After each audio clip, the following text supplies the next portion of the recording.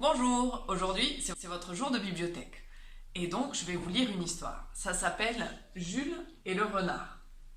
Et ça a été écrit par Joey Todd Stanton.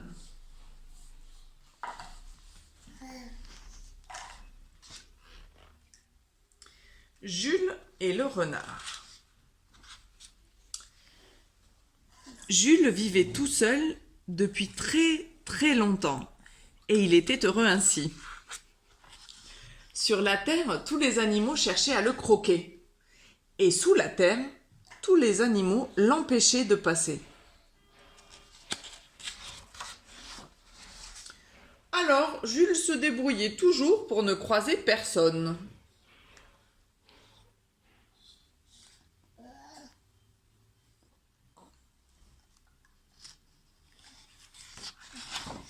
Il savait comment éviter les lapins, les taupes et les blaireaux.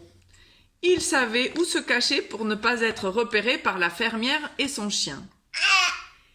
Il savait quelle branche attraper d'un bond pour échapper à la chouette vorace et rentrer chez lui sain et sauf.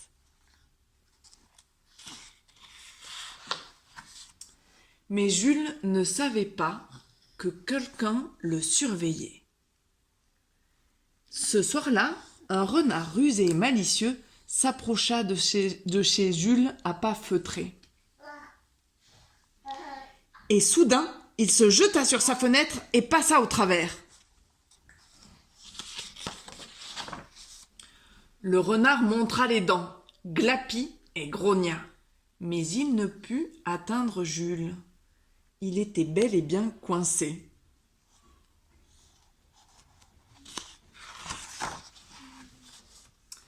« Excusez-moi, pourrais-tu avoir la bonté de m'aider ?» demanda le renard. « Moi ? T'aider ?» queilla Jules. « Eh mais tu voulais me dévorer !»« Allons donc, mentit le renard, je passais simplement pour voir si tout allait bien. »« Non, ça ne va pas bien du tout, il y a ta grosse tête dans ma maison, protesta Jules. »« Écoute, si tu m'aides à sortir de là, tu ne me reverras plus jamais, moi et ma grosse tête, promit le renard d'une voix suppliante. Jules ne voulait pas d'un renard chez lui. Il vint donc à son secours.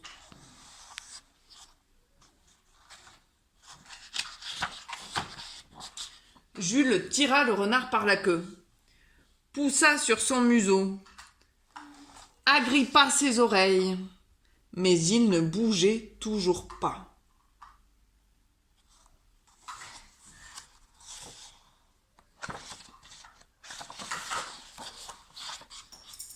Quand arriva l'heure du dîner, Jules eut pitié du renard et de ses yeux tristes et affamés. Alors il partagea avec lui ce qu'il avait.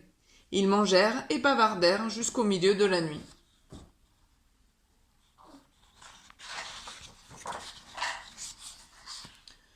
Le renard trouva bien plus agréable de manger avec Jules que de manger Jules.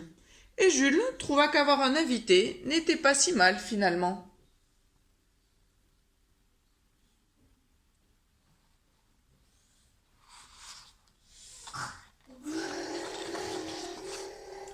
Le lendemain, Jules essaya une nouvelle technique. Et après quelques efforts, le renard fut délivré d'un seul coup. « Merci, dit-il, avant de disparaître dans la forêt.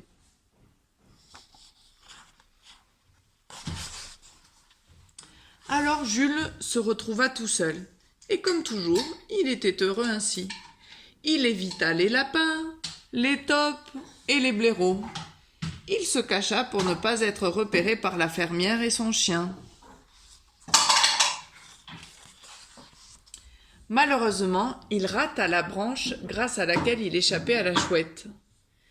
Jules n'allait peut-être pas rentrer chez lui sain et sauf cette fois.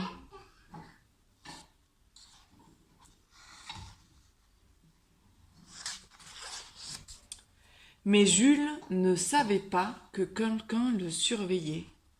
Le renard rusé et malicieux s'approcha à pas feutrés et avala Jules tout rond.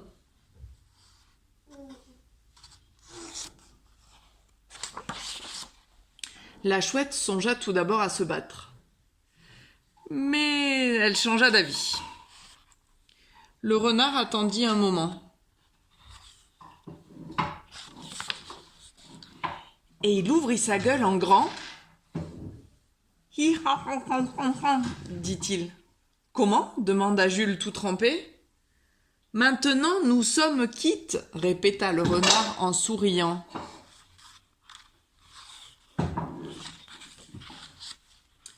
Par la suite, Jules et le renard continuèrent à apprécier la solitude. Mais de temps en temps, Jules était très heureux d'inviter un ami à dîner. Fin.